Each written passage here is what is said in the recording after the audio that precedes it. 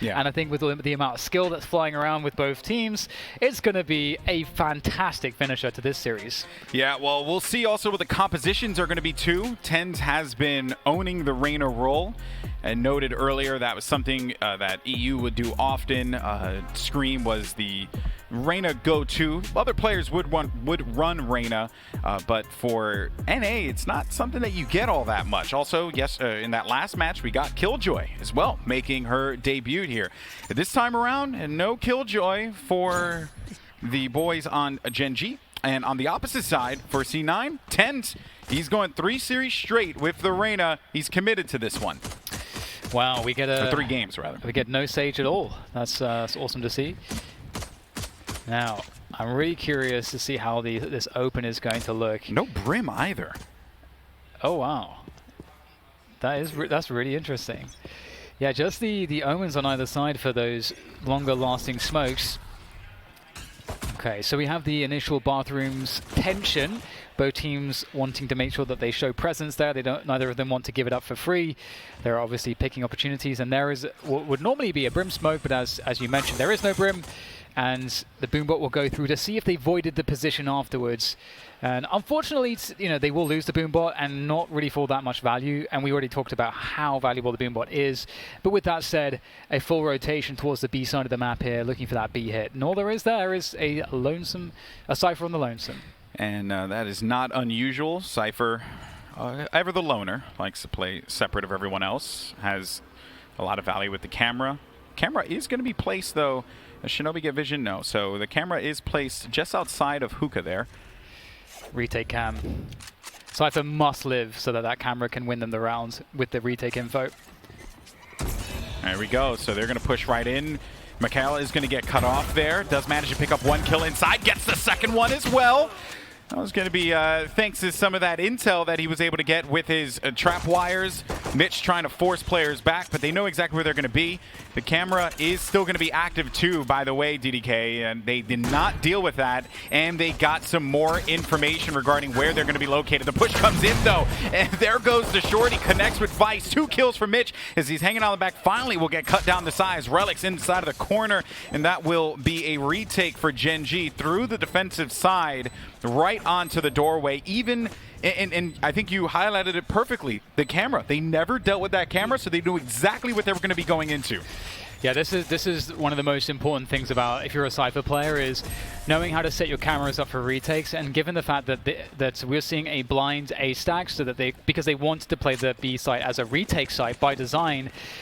You can see that if you go A, you against 4 players. If you go to B, we have this very dangerous camera, and this is so cool too because if you are playing the retake, the Cypher must live, and we can see the trip that protected him. Someone fell into it because that's a common spot where smokes will go, which will conceal the trip, and then that gives you the Cypher vision, so he gets an easy free kill. So beautiful setup. I hope a lot of people copy that because that is a great bread and butter B retake setup for Binds. He used essentially the enemy's own utility against them and benefited from that one greatly. Gen.G up here at the start of this game. The anti-eco now. What are going to be the choices that are made here for Gen.G is Cloud9 as well. They don't have the comfort of those Brim smokes to fully carpet the site with smokes, right? So that I'm quite curious as to how they're going to look to tackle this one. They also don't have a Sage Wall to cut off the site, right? Or maybe even prevent players from coming in lamps. So they got to use what they have. I could see them maybe forcing out forcing out with the paint shells and also pushing them back alongside with that recon dart. It is going to start out really nicely, though, for Gen.G as Mikhail inside of his own cyber cage yet again, and that is just clean. They sweep them out of that A site. And this is one of the interesting things. You don't have a... So having the extra smokes, like let's say if you had the Omen and the Brim, is really nice because you can use the free smokes to deny information, to keep that pressure on the defaults. It allows you to play fast rounds, slow rounds, create presence, where maybe, just to keep the other opponents in the dark for as long as possible. But because they only have the Omen smokes, and they have no Sage Wall, and they have no Brim smokes, Omen kind of has to do a lot with his smokes there. We can see that could be an issue, in some of these set pieces, where normally the Brim smokes and the Sage Wall will be relied upon to get the spike planted. Oh, I like the aggression on B long. No one is going to be there, but they do hear that curveball played out. That might give them some comfort to know that they can get inside of this A site, but the problem still continues to persist for them. They really don't have much in the way of blocking whatever vision and information they're going to be able to benefit out of this Gen.G. Cloud9 working on A short. Watch out for the shower too. There's nothing to hold back Mitch in shower, so you can continue to push this one out. The only thing will be a commitment from Mitch that Mikhail will connect with, because he knows exactly where Rays will be. One of the things here as well, sorry to interrupt you, Golden Boy, is that Gen.G know that, or they should know that Mitch has the ultimate as the Rays. So Rays showing presence towards the A site is causing a stack because they're anticipating, like, why would you lurk with the guy that has the ultimate that's going to entry for you? And he's going to send a nade to continue to put more pressure. Even if he doesn't get a kill with that nade, it's going to put some fear into them that the push might be coming in with 20 seconds remaining. Meanwhile, on B site, the only thing there that's working out for them is the camera. And a fake TP too, but no one really takes that bait. Oh, there comes Mitch as he pushes onto the site solo by himself. Does manage to find one player. It's only going to be him, though. He has to worry about Mitch just trying to back away. They'll get that spike down nicely on B. They have to clean up Mitch here, and they finally, mission accomplished. They do get that task done. They needed to kill him, or else that could have been a real problem for them to deal with. Now, though, with the spike down, the retake coming in potentially, but at this point it's going to be quite challenging given that TenZ has a great angle here inside of the hookah, and they still have a lot of utility to work around with. All four members are going to be tucked inside, and he's going to be killed quickly, but TenZ gets out of there, and then Shinobi gets a kill too, so TenZ is still very much in this fight and very much a problem for Gen.G to deal with.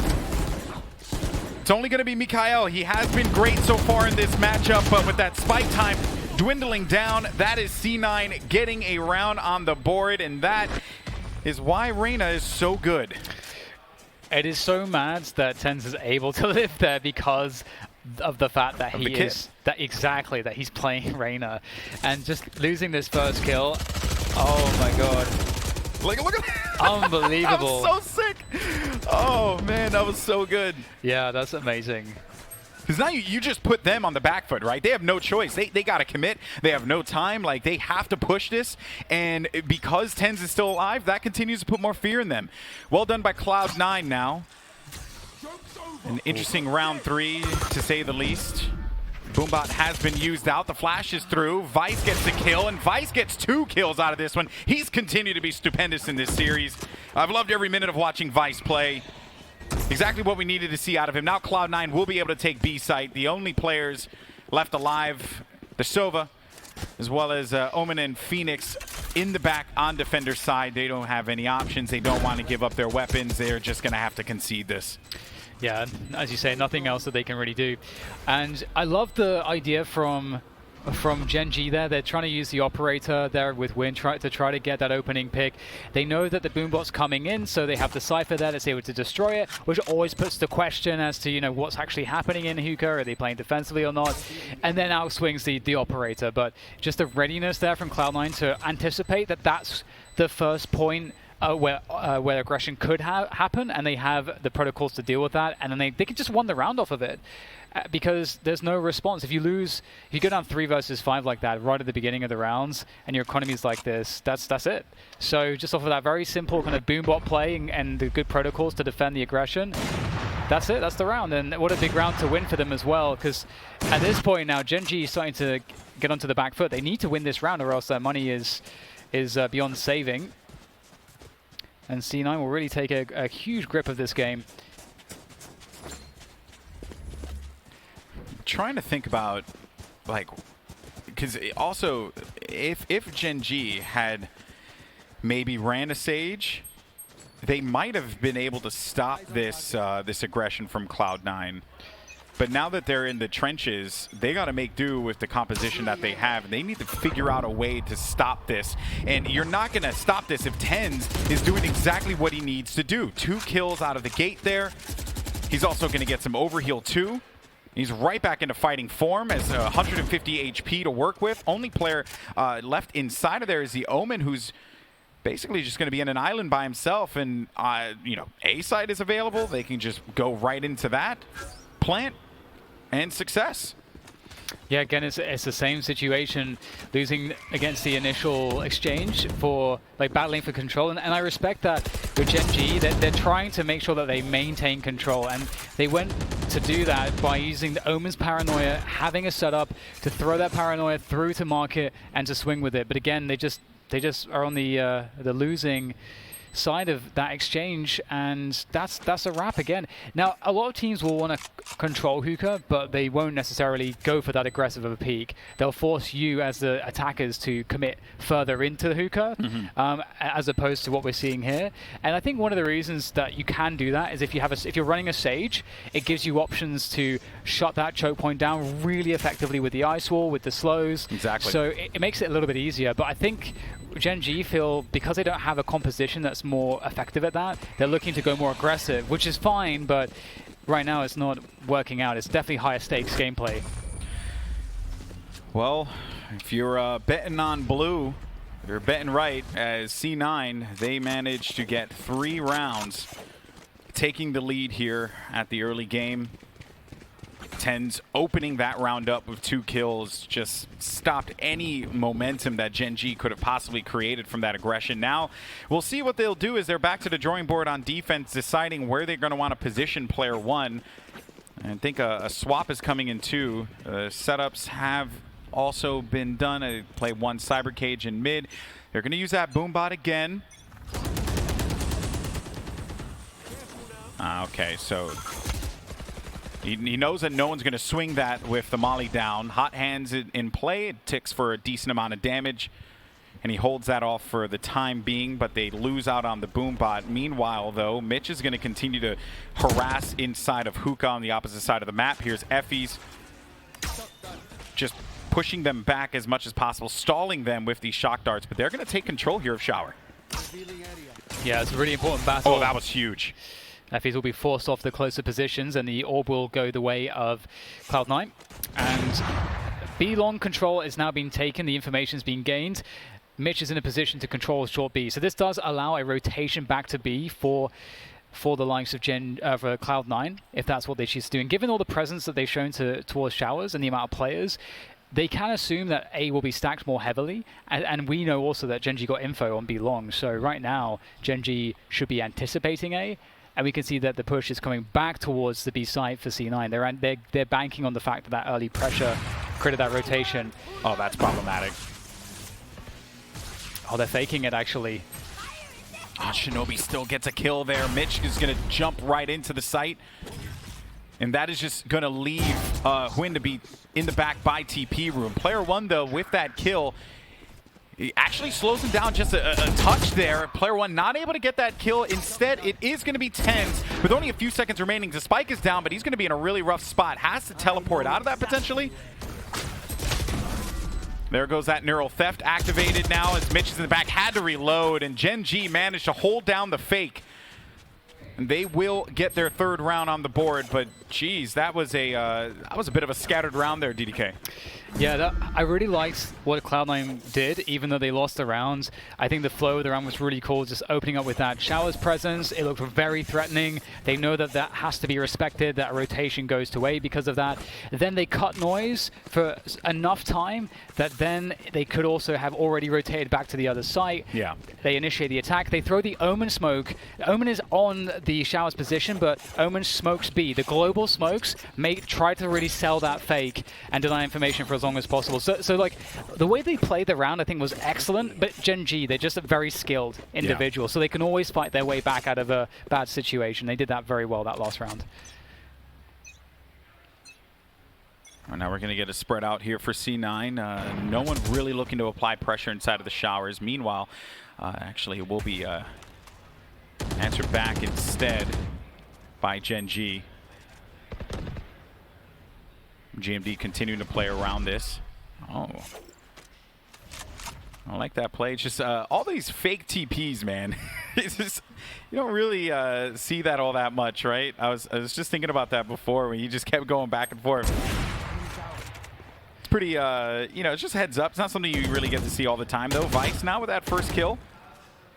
He's going to give them some leeway here on B, but be on the lookout for player one. Okay, so player one now with the paranoia, but GMD's anticipating the push starting to come through here. What a shot. Might actually be able to get the second one too. The player did not commit to it because that Lear was taken down. And then Mikhail from the distance. Headshot on tent. And into the 2v2, 40 seconds, and it will decide to plant inside the container. Oh, Hunter's Fury, oh no, the tag. Oh, can't quite find the second follow-up. It's a bit of a delay, just to delay that plant. That would have given Mikhail time to move around, but this cage is keeping him at arm's length for now. It will finally dissipate after 7 long seconds of Mikhail as he creeps forwards. They don't seem to have any idea that he's here. They're focused on the spawn position, giving Mikhail everything that he needs to get the jump on the remainder. And now they know precisely where Shinobi is. Effys will finish him, and that is a beautiful, beautiful 2v2 there from Gen.G. And given how things have been going, it couldn't have been more needed, and I got to throw the respect back to GMD. Lethal stuff there on the incoming flying rays. Look at this. Oh, that is so, like, if you don't get the instant kill on rays, your recoil will take too long to reset to accurately be able to kill the second player. So GMD had to hit the headshot in the first couple bullets on a flying rays. So that's pretty epic. Yeah, it was. It was. That's pretty epic. You need to hit the shot, you need to land it, and they managed to do it. Now, double ops here for Gen.G. They did this on split, and there wasn't really much of an opportunity for C9 to punish this. So if they do this again, it will be quite problematic here that they will need to just look to apply some presence where they're going to be here. So one op's going to be located in showers, and the other one's going to be playing a bit longer here. And Effys is holding this angle, no respect. He's just waiting it out, see if anyone wants to poke in. They do get the intel, though, that one player is going to be there.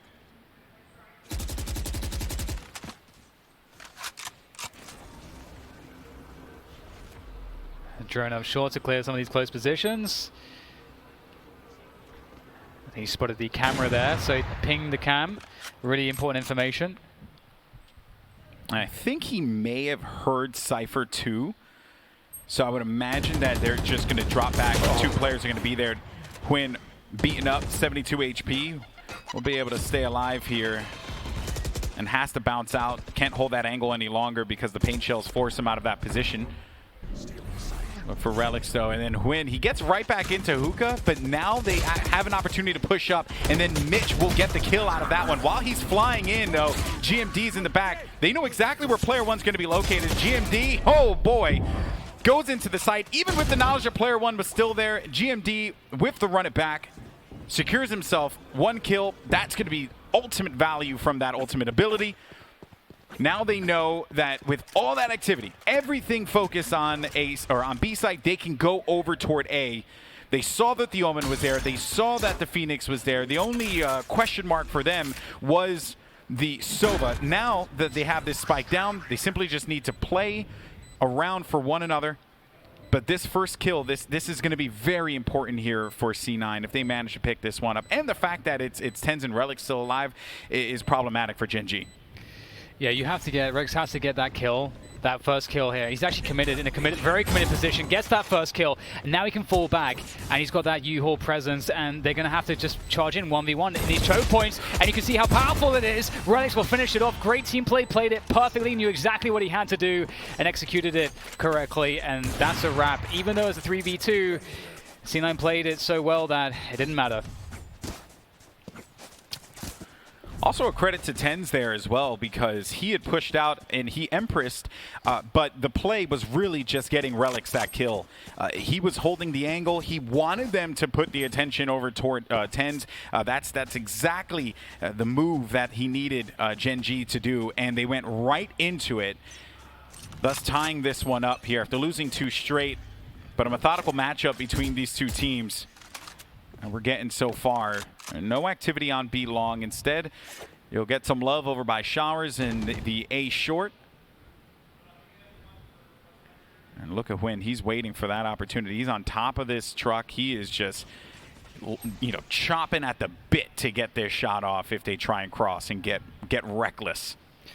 You can see Huynh is kind of jiggling his mouse a little bit. That's just kind of keep himself fresh and just reset himself every so often. When you're holding dead like cold angles like this, it can really slow your reaction time down. So you keep kind of refreshing it, keeping your visualization up to make sure that you have the quickest reaction speeds possible. And he does have this bait set up. You can dash away after taking the shot, and then they'll fall into the Phoenix that is right next to Win. GMD there, ready with the flashbang, with the curveball to punish anyone who will try to punish Win. So there's a nice little setup. It's a two-man setup, though. They are going to be in a lot of trouble here, Golden Boy. Yeah. Well, GMD's down, and now they know exactly where Win is. Player 1 in the back of the cubby. They're going for B now. They've got all the information that they possibly could have, and it's up to Mikhail as well as Effie's. Effie's dies quickly, though. Tens is still alive as he went right... Oh, man, that's another instance of that Reyna just being so critical for them because he had to wait for him to get out of that state, that intangible state, so that he can shoot him in the face. But instead, it's going to be Tens who benefits from that one. Now it's just Win all alone at A site. Spike is down. That's it. The round is done. C9, they just did everything right, and they're going to benefit with a 5th round win. Yeah, C9 are doing such a good job at just, pulling and picking Gen.G all over the place, like making them think that it's one side, forcing a rotation, having the presence of the map because of the way that they're defaulting to give themselves the option to rotate back while still keeping presence in that original location where they created all of the threat that forced a rotation, which makes it really impossible because even if something goes poorly towards the other side, they can always reset back to the other side. So there's always all of the options available for Cloud9 at this point. And Gen.G, let's not forget, they tried to assert themselves aggressively at the beginning of this half, and they were losing rounds outright because of it. So right now they are since forced to play passively, and that's giving C9 all of these options. Yeah, it was Mikhail. He was looking. He was waiting to see where that player was going to be because he could have actually jumped on top of the metal container there in the middle and maybe gotten the jump on him. So leaving the options fairly slim. And I think we're going to get early aggression here with this op. Here. He's going to go for it. Quinn, does he get the kill though? And instead... we'll find out where the Cypher is. Also some more intel as to the current location of where that raise is. Only player, though, with an ult right now will be the Sova, who they will certainly want to keep Shinobi strong in this one. And that play for the rocket launcher, great. They get everything they want. They use a Lear, but they're fine with that because now they're going to have a showstopper available for them. And they have to utilize this one to great effect. And certainly they will. There goes a... actually, there was going to be a satchel kill there from Mitch. Player 1, though, does manage to stop the rocket from being a factor in this round. He just tried to get around the corner and look to get any kind of look, any kind of play happen. But with their current situation, they're just, as far as weaponry was concerned, it left them with slim pickings, and it's going to be Huynh in a deja vu. Again, all alone by himself with an op. And this was another great round from C9 just because we've seen a bunch of times where they pressure bathrooms, and it's really hard to tell if you're the defender what that pressure means because they've reset out of that pressure and just left a lurker there so many times. And so this time, just because you hear a Lear and you hear all these footsteps, that doesn't actually necessarily mean they're going to commit onto the A site. The difference here being, and I love this detail, the way that they used Hunter's Fury to initiate, because from the bathroom position, you're able to clear the triple boxes, you're able to clear behind the APC, the cubby positions. You're able to actually carve through a path by using that Hunter's Fury to control the information game and to force the issue, basically. So it's a really good answer, and it just goes to show that C9 are really well prepared on this map. Yeah. Even if you don't get a kill with the Hunter's Fury, a tag is great. Even moving them out of the position as your teammates are starting to push onto the site, all that is value you get from that ultimate ability in the coordinated setup like they had. So now they will be able to buy guns. Huynh is, by the way, Huynh, you're doing good for yourself, buddy. Unfortunately, your team kind of struggling there, and it is 6-4. 2 rounds left here on the half. Huynh has held on to that op. You can't pry it off of his dead cold hands, apparently, DDK.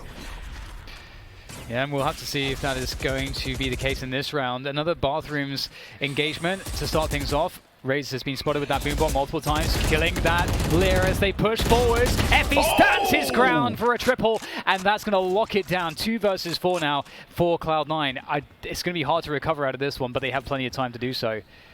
And they've been doing that shower play so much. You literally just highlighted how they've been going into showers consistently, and them investing a Leer into it. That doesn't ultimately matter because who knows, right? They could have been just doing that for the bait, for the rotation. There's a variety of things they could have done there, and now we got a little bit of a bait, a trick there from Relix to see if he can pull some attention over in his direction. Yeah, fake TP, they're worried. They're slow clearing you right now because they thought that it's either towards APC or towards you, and win with a better angle against Vice. That's really unfortunate. It's really cute with the fake TP. Ultimately, they are kind of grasping at straws to try to create some attention as they were rotating away towards the B site, but unfortunately the spike was also towards spawn, so in the cave, so it was a bit too far away. Relix has a lot to do here. They've reclaimed you. There goes the paranoia towards that U position. Oh, that's unfortunate. And that is RIP there for Relix. And there you go, 5-6. It feels like this makes me feel good because we've seen Gen.G come off the worst of these early run engagements so many times. Again, if we cast our mind back to the first few gun rounds around the short B position. So it's good to see that they're able to hold on, and that is just glorious from Effie's. No fear at all. I'm liking the pinging. Seeing lots of pinging here from both teams. It tells you where they're going to be paying attention to, right? They're doing this again. Difference is you aren't really going to see that from C9 here in this final round. Got a few ults online too for C9. Maybe that showstopper could be a difference maker here for them. No Sage, so if they lose the showstopper, if they end up dying, you ain't going to get that bad boy back. A Neuro Theft too, as that orb was grabbed. So he'll have 3 ults to mess around with C9. Hwin in a familiar spot as he will once again encounter Shinobi. He's going to back this thing off here. There goes the showstopper. Does he get what he needs out of this?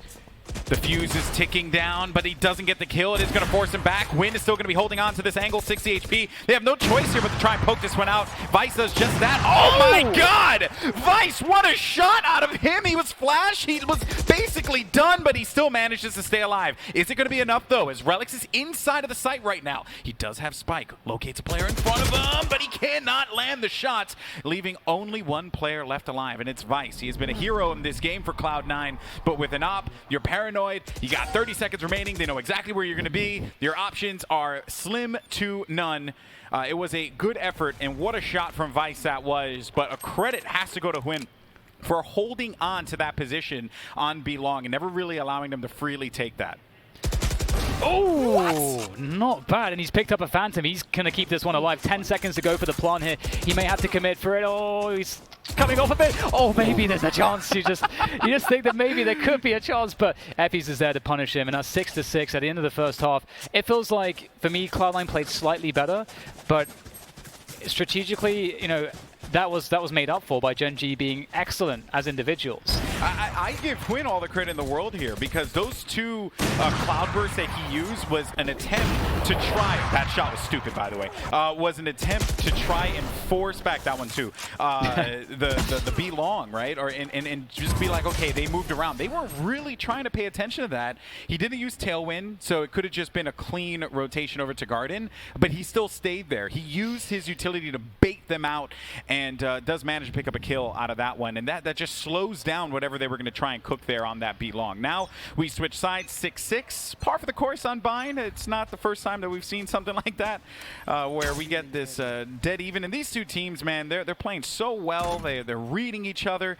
They're going for the baits. They're just looking to punish. Everything has been gorgeously done from both Gen.G and Cloud9 here. And now it's a different beast entirely as the teams switch sides, and looks like we're going to see Gen.G looking for that short and bathrooms play onto A. Again, it's so interesting to see that there's no Sage, and the Sage walls can be so defining on piss rounds, but we won't see those. Oh, the nade here. Where are they going to go? That's going to be meaty. Oh, the damage is huge from Mitch. He finds himself 2 kills off of that, and that's going to refresh the paint bombs. No. Oh my god, he's going to do him in as well with that classic close range, and he's created so much time, so much damage. Mitch has just done everything. Mitch on Raze. Did not think that was something I needed in my life, but I'm glad I got it. I ain't complaining. GMD in the corner now will have to deal with this Omen, but he was tagged up, so Relics will make quick work out of him, thus leaving Effie's alone. 27 seconds. Spike still not down yet, though, but 2 HP. What a shock dart that was. Shinobi just simply needed to shoot him in the foot, and that was enough. You know what's weird? Because I played quite a lot of Sova. When you're buying the shock darts, they're actually called shock arrows or something. Yeah. But then Sova says shock darts. Yeah, chalk dart, actually. Chalk dart. Chalk dart. And I don't understand. Is Sova saying it wrong, or is it... You know, man. Fair enough, man. That's I don't know, it's just one of those things that I look at it, I'm like, come on, Riot. I need an answer for this. Come on, Riot. Get your head out of your rare derriere, okay? It's called shock dart. Anyway. Moving on, though, to this next round of play, the anti-eco. As C9 tends with his trusty judge. Here we go. That's 1, that's 2, that's 3. And Shinobi also got the shock arrow kill there, but it is going to be Relics who cleans up that round. Oh, so gross. It's so disgusting, isn't it?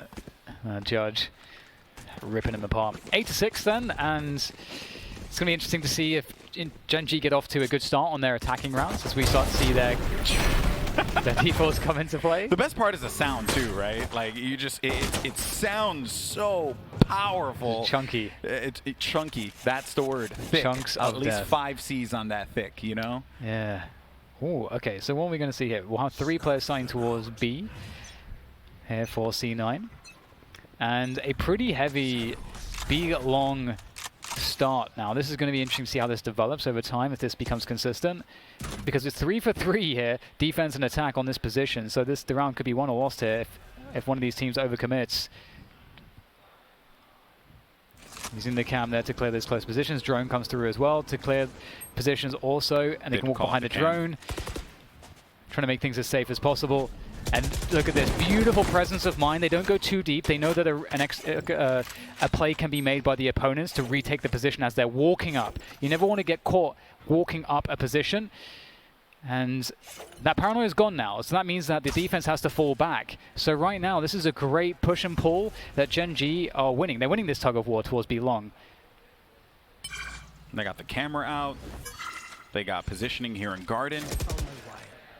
Vice is just playing the stall game here.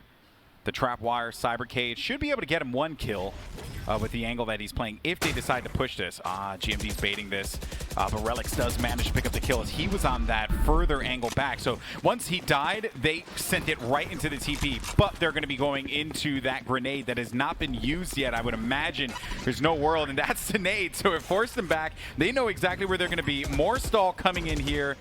You don't want to try and get on top of that satchel. It still does a decent amount of damage. Mitch, he's going to cave all the way back here, give up a little bit of space, but it is going to be good enough for him to just go right back onto the site now. And Mitch, final kill. Gen.G, despite them getting the plant, they weren't really going to get much out of that post-plant situation. It was a bit scattered. They didn't take out the targets. Cloud9 go up 9-6. I really liked the idea from, I think it was Relics, who touch the cage to try to bait out utility. Yeah, I think that was really cool to see. I think it's kind of sad from his perspective because the idea was so good that he gets instantly sprayed down through that cage. But we saw that plan B where they go through the teleporter almost actually working out. But if, as you mentioned, if not for the raise and the ability to delay with that utility, it's, I mean, if it was like let's say a brim smoke, they would have just run through that. For sure. But because it's specifically raised, there was no answer and it delayed too much. And now we're on to pistols. Have to respect it. This is looking great for Cloud9. Gen.G on an eco, trying to just yank something away here. Anything, any kind of plus, if they can get some kills, spike down, get back into this game. That blaze wall is going to go down, but there's only going to be one player there waiting for him. It's Mitch. And Mitch sends the grenade out. It's actually going to do some decent damage there. And that good try to just fly in front of his base when Vice, though, while all the scuffle was going on, you got 10s in the flank too. Oh, he's got 1. He's going to get the planter too. He gets 3. Oh, what a play from 10s. On the flank, unawares, and gets that 10th round win.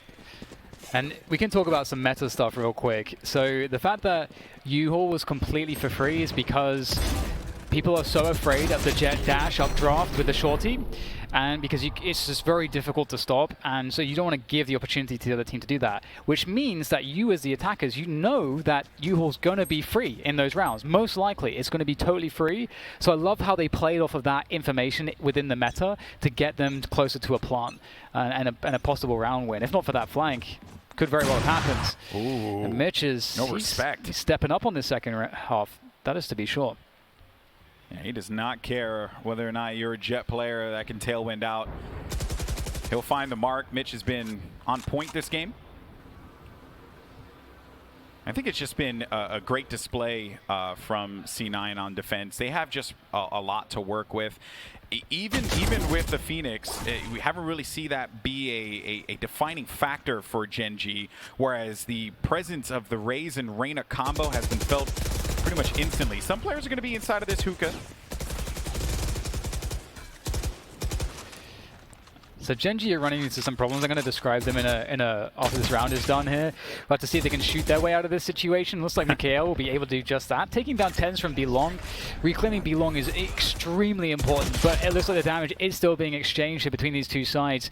And so 2 versus 2 on this B site. Vice has made his way across. Still has a cage to work with as well if he wants to, but he's going to catch Mikhail making his push forwards. And now it's all up to player one, and it's not looking all that good in this position. He's going to try to make a dash for it. Just one ultimate point away from the TP. That's unfortunate for player one. Yeah, and now he will go over toward A and should be able to get this spike down, but they still have Cypher left alive, and I think they will get some vision. Yeah, there it is. The cyber cage is out, so good try there. Also, the rocket play too.